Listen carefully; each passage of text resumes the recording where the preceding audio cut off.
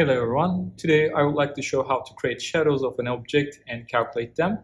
It is a topic that confused me when I first started sketching. However, it is not that difficult and it is very easy to learn.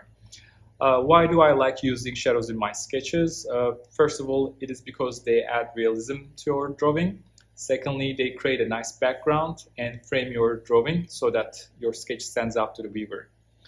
However, you have to be careful about the angle and the size of the shadow.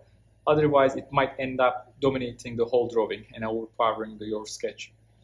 Make sure that your audience is focusing on the object and not just the shadow.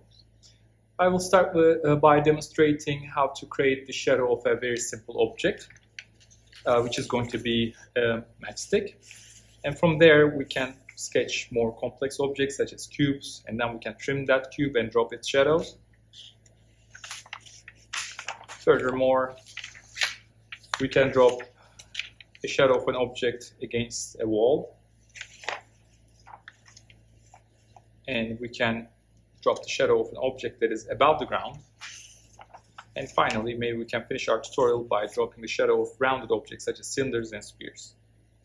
Before we begin, I would like to show how the light works.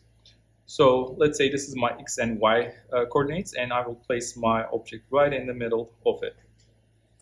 And I will switch to light source.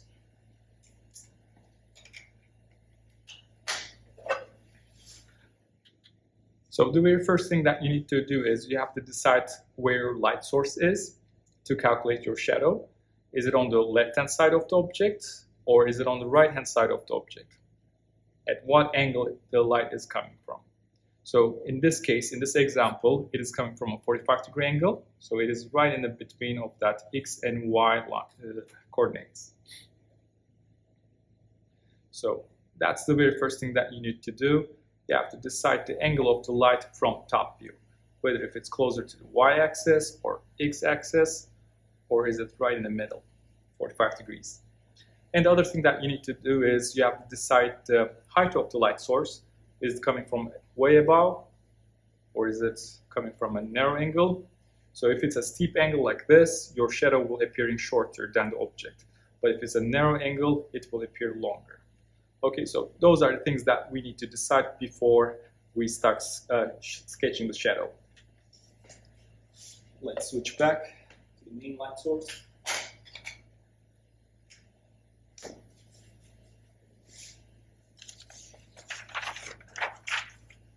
All right.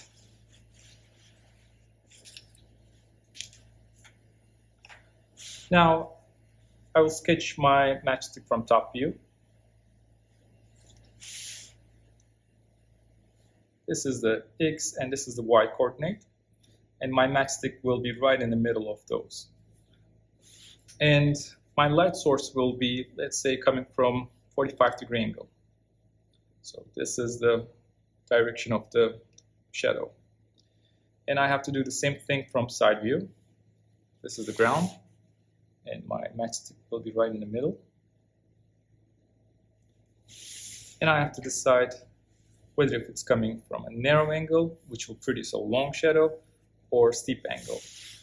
So it will be about 15 degrees. So it will be a short shadow like that. Now I'm going to sketch those X and Y coordinates in perspective. So this is the Y-axis, and this is the X-axis. So the angle between them are going to be roughly 120 degrees. So this is my Y-axis, and this is my X-axis. And my matchstick is going to be right in the middle of those two lines. And other than that, I can draw two more lines here that are parallel to those lines. And I can imagine this as a base of a box. And I will place my matchstick right here.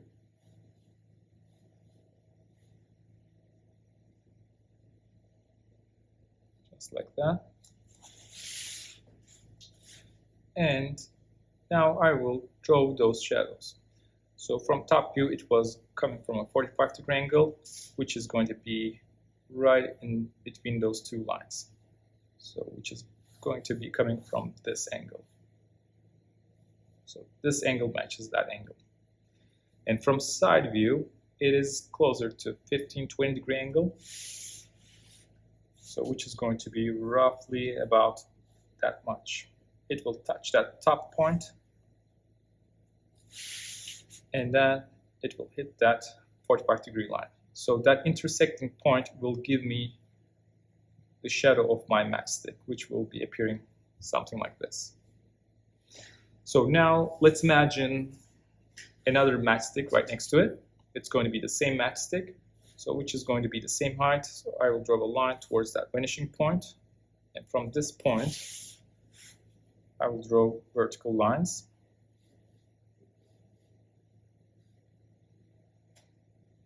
So it's going to be identical. And since they are the same object, their shadows will be identical, which is going to be the light. It's using the same light source, of course. So it is going to be that angle, 45-degree angle, going that direction. And from side view, it is going to be parallel to this one. First, I'm going over this line to get the angle right and replicating that over here. And that intersecting point will give me the shadow of the second matchstick. Okay. Now, I will imagine that there's a cardboard in between those two matchsticks. So let's draw that cardboard. So it's not a transparent object, it will block the light source. Therefore, it will produce a shadow. And the shadow of that cardboard will be this area between these two matchsticks. So I will hatch this area with a 45-degree line. And I can play with the gap between those lines. And if I put a bigger gap and use thinner lines, it will give an impression that the shadow is fading out. So over here, my lines are more dense. And then I will tidy up my shadow by going over those edges. Okay, so that's how you will calculate a shadow of a 2D object. Now let's take it one step further and try to create a shadow of a box. I will quickly sketch the box. This is the front edge of the box.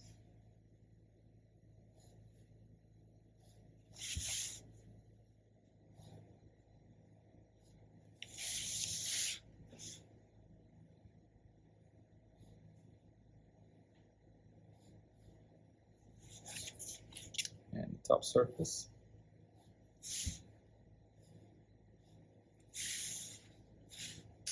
And maybe I can draw this as a transparent object so all edges are visible.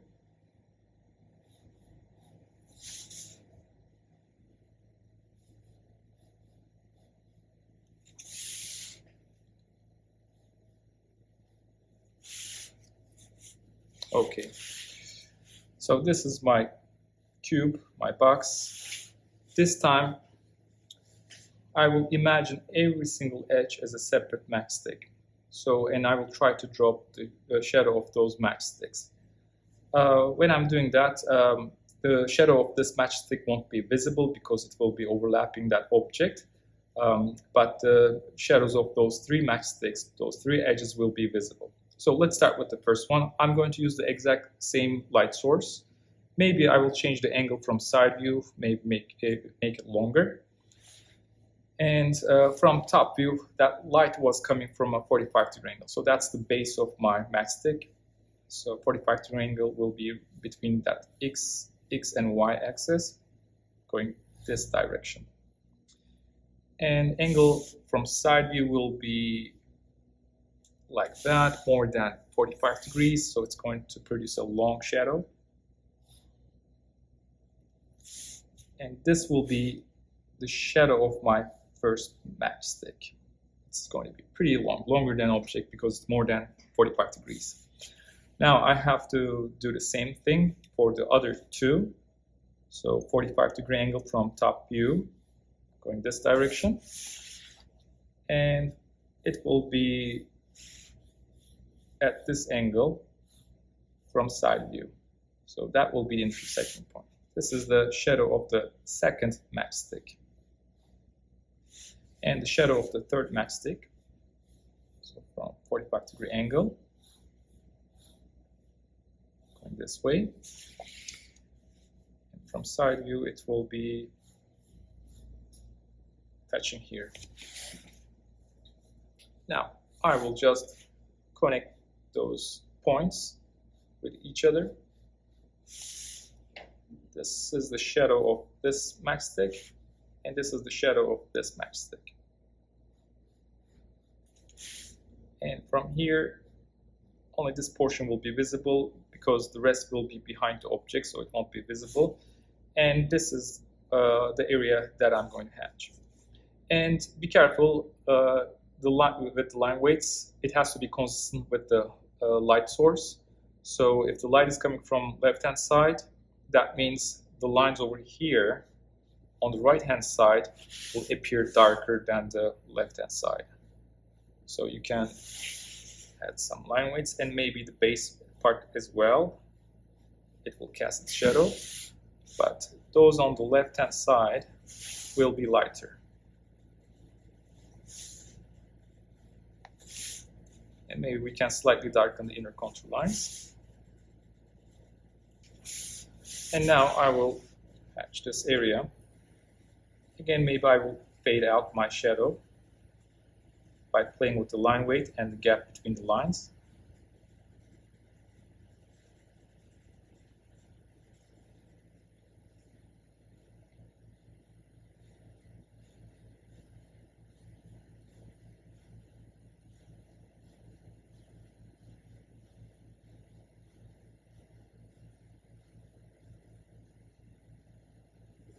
The parts that are closer to my object will appear darker than the parts that are further away from the object. Now, finally, I can tidy up my shadow by going over those edges. All right, so that's how you will calculate the shadow of a cube. Basically, you will imagine each edge as a separate matchstick and then connect the dots. So let's try to trim this object.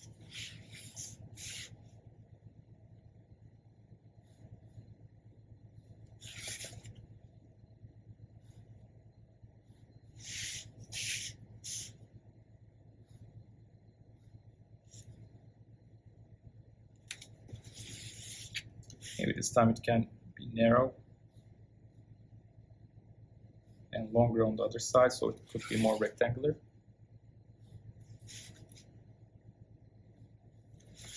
And I will cut this edge, and it could be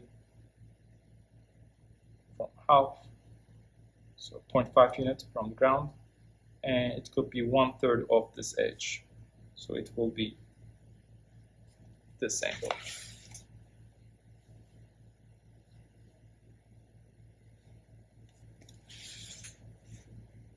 And then let's draw that edge. And let's darken those outer contour lines so our object is visible.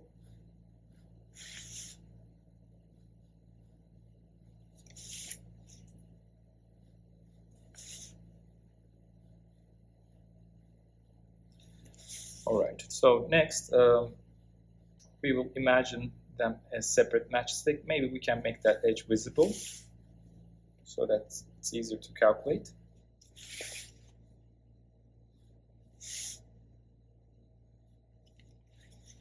All right, now again I will use the same light source.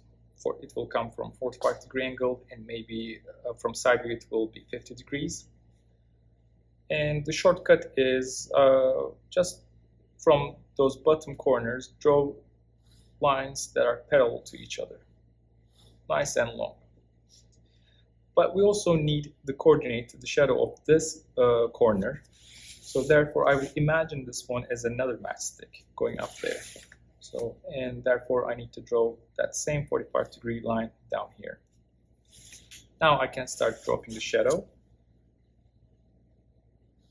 It's going this angle, and that's the intersecting point for this corner. And for this corner, my intersecting point will be this one right there. So make sure that your lines are parallel. And from here, it will be this point. And for the back and edge, it will be, sorry, this one. Okay. Now, the next is just connecting the dots.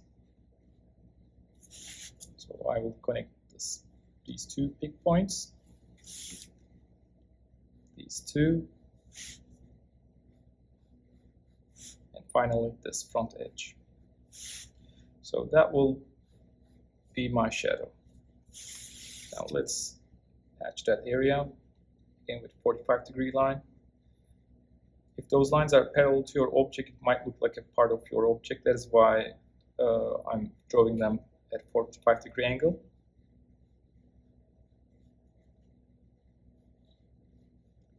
And slowly fading out.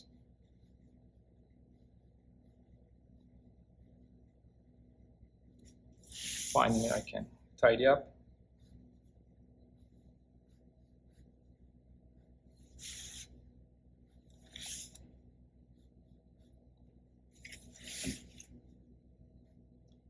Again, if you're using marker to shade your object, it has to be consistent with the light source, which means this side is lighter than this side. Therefore, this side of my object will be appearing darker.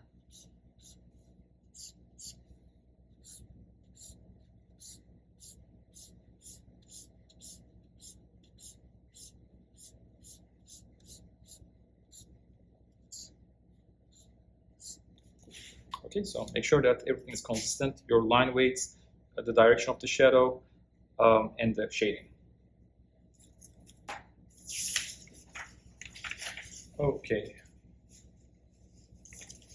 Maybe I can show the shadow of a box and how it works.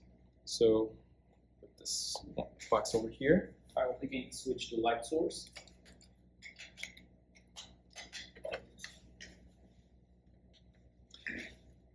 Okay, as you can see, when I change the angle of the light source, all those three edges changes. So those three edges will be parallel to each other.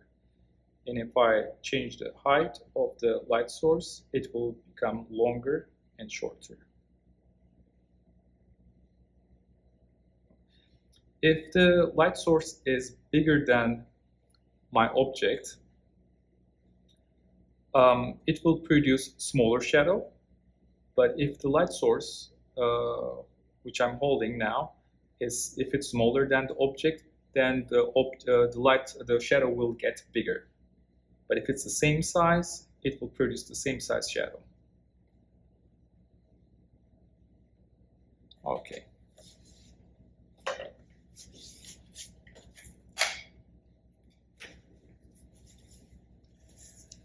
Next, maybe we can drop a shadow of an object against a wall.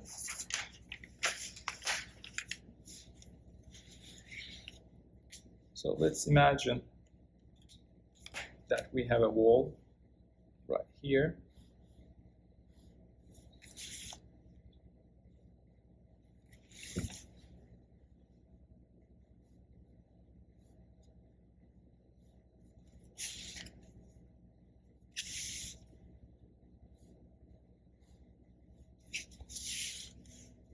And this is where my vanishing point is, going that direction. And using the same vanishing point, I will decide how far my matchstick is going to be. So it's going to be about that much away from the wall. So my X and Y coordinates will be these. And from here, I will decide how tall my matchstick is going to be. About that much. And using the XY coordinates, I will decide the angle of my light. This time it can be closer to that Y coordinate. So it should go that direction. And from side view, it can be greater than 45 degrees. So it will produce a long shadow. Normally, my shadow should be this point, where that line meets with this line. So it should be that long. However, there's a wall over here, therefore when I'm drawing my shadow, it will go that direction. However, it will touch that wall and start climbing up till it reaches that 50-degree line. And that's how my shadow will look like.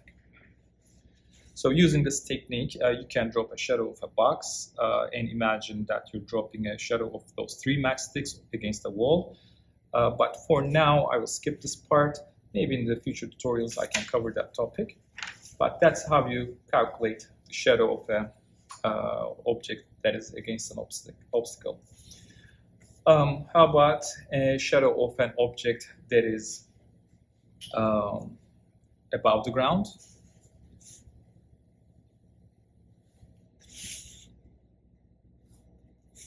This is the X and Y coordinates. And my matchstick will be about half a unit above the ground. So if my matchstick is 1 unit tall, it will be about 0.5 units above the ground. And now the direction of the light from top view, it will be 45 degrees. And from side view, again, it can be 45 degrees. So it will touch that top point, intersect with this one, but also it will touch that bottom point of the matchstick and intersect with that 45-degree line. Now, this area is the part where the matchstick blocks my light source, and I will darken that area between those 2 points and have the shadow. All right, and we're going to repeat this with a box.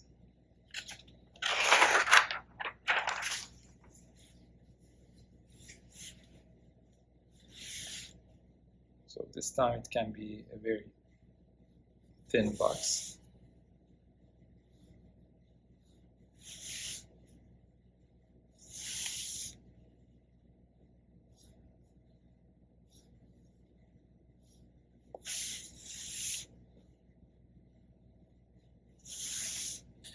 Let's draw the top surface.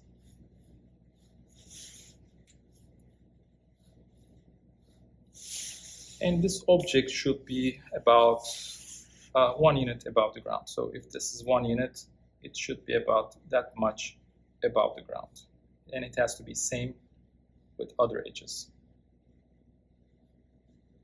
And maybe we can also draw this edge.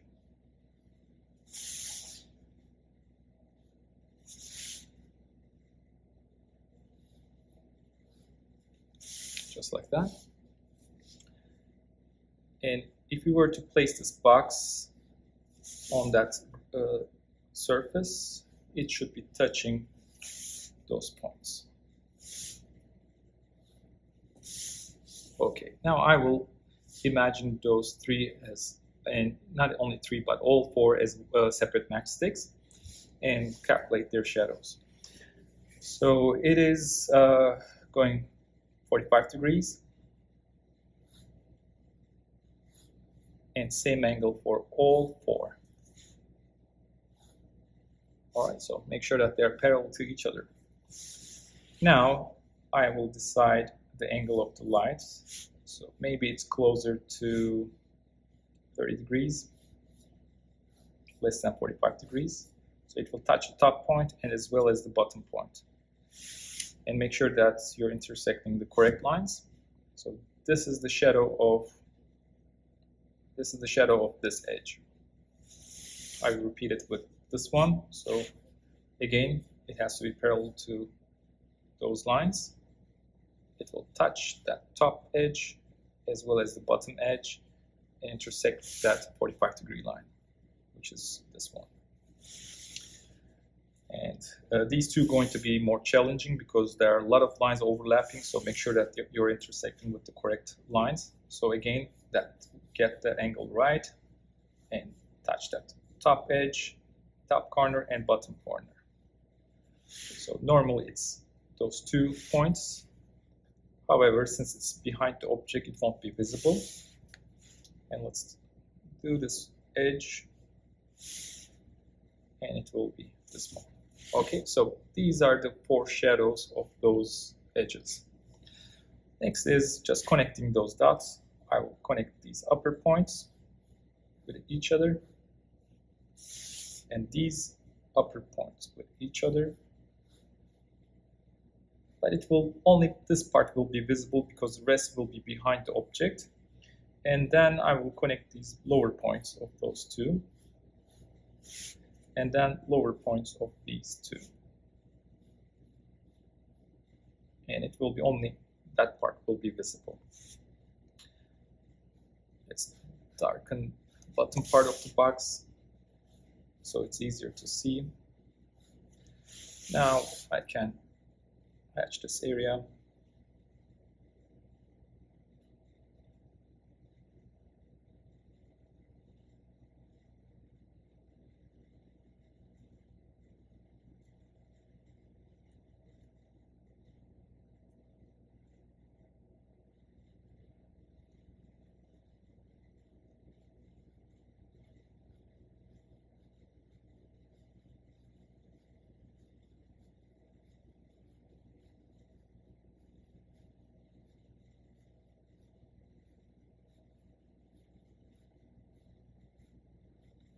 Slowly fade out.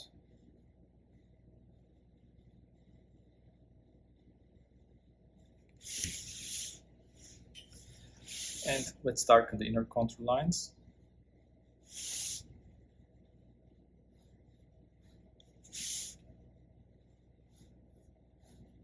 And for the outer contour lines, I will use the thicker pen. Because it's a complex drawing, a lot of lines overlapping, so this pen helps me to tidy up my drawing.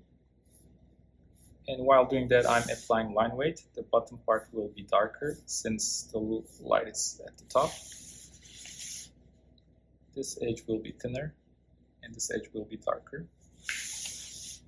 Again, this edge will be thinner, but this edge will be slightly darker than that. And I will do the same thing with the shadow. I will tidy up by going over those edges.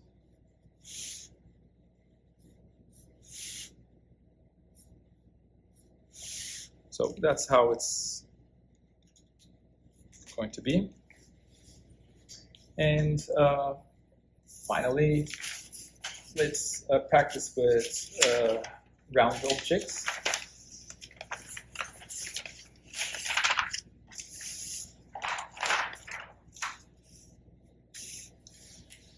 And I'm going to sketch a shampoo bottle.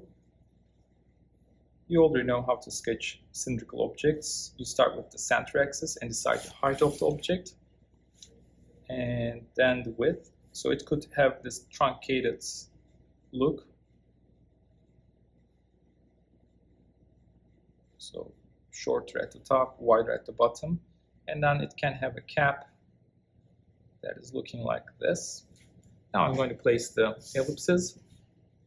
The ones that are closer to your eye level will appear narrow, and then further down it will get wider.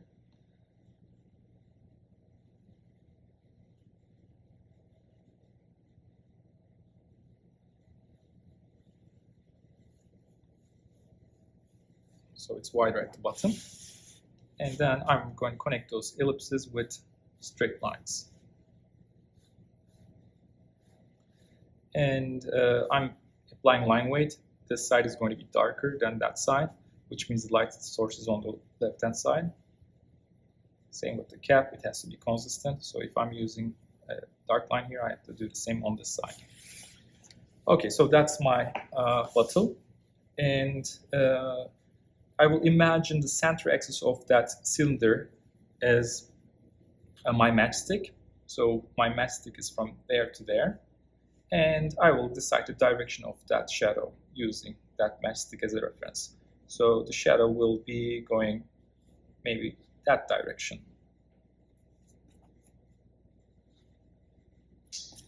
And from side view, I will decide the angle of the light. It's going to be about 45 degrees, going like that. So that's the shadow of that matchstick, and that's the shadow of that cat. Again, it has to be parallel to that first line. All right. Now I'm going to drop the shadow of those ellipses now. When I'm doing that, my shadows of those ellipses must be parallel to the edge of the paper. It has to be 0 degrees. Otherwise, if it's perpendicular, it might look like twisted shadow. So it has to be perfectly 0 degrees. Okay, so do not draw them 90 degrees. Otherwise, it will look like this, wrong. So it has to be 0 degrees. So let's draw those lines. So it's going to be this wide. I'm assuming that the light source is the same size as the object. As I said, if the light source is smaller than the object, then it will produce bigger shadows. But if the light source is greater than the object, then it will produce smaller shadows. But in this case, it will be the same size as the object. Therefore, its shadows will be the same size as the object. So if it's that long, it has to be that long here. If it's this long, it has to be that long there. Same at the top, 0 degree line, and same width. Now, I will place the same ellipses down here.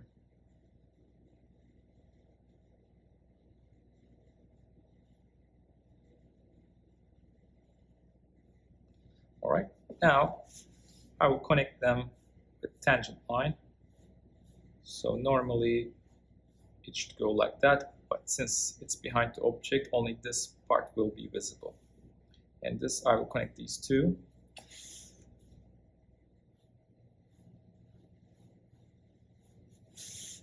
And those up here.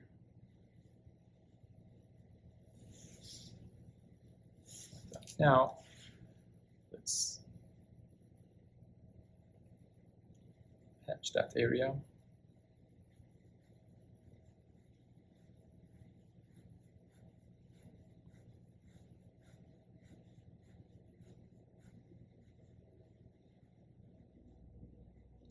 And I will go over those edges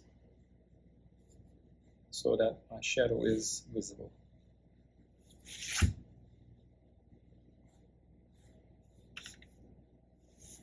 Okay, so that's how we're going to drop the shadow of a cylindrical object. How about with spherical objects? How do we do that? Let's draw our sphere first. And normally we were deciding the diameter of the sphere. So we will have those two axes. And then we were deciding the angle of view. If it's a narrow angle, then that center cross section was appearing very narrow. If you were looking at the sphere from a top angle, then it will appear, that cross section will appear wider. So my cross section will be appearing something like this. Now I will imagine that vertical line as my matchstick. So that is a matchstick going through that, let's say, sphere, that orange. And I will try to drop the shadow of that center axis. It is going this direction. And this is the top point of that matchstick, and it should go this direction. But I will also drop the shadow of that center cross section, which is going to be parallel to that line, touching here. And it has to be perfectly 0 degrees. And it has to be same width. Now, I will place that ellipse, exactly the same ellipse here. Now I have those 4 points. This is the part that is touching the ground. And those are the 4 quadrant points. Now I'm going to connect those 4 quadrant points with a simple ellipse, which is going to be something like this. And as a result, this will be my shadow.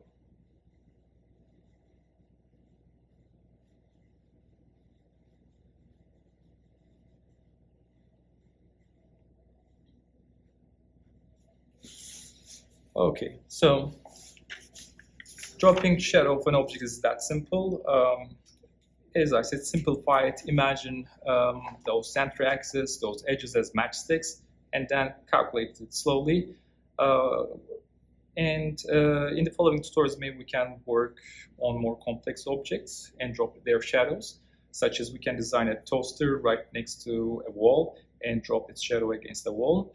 But for now, these are sufficient to work on some basic shapes. So hope you enjoyed today's tutorial and hope to see you in the following tutorials. Thank you very much.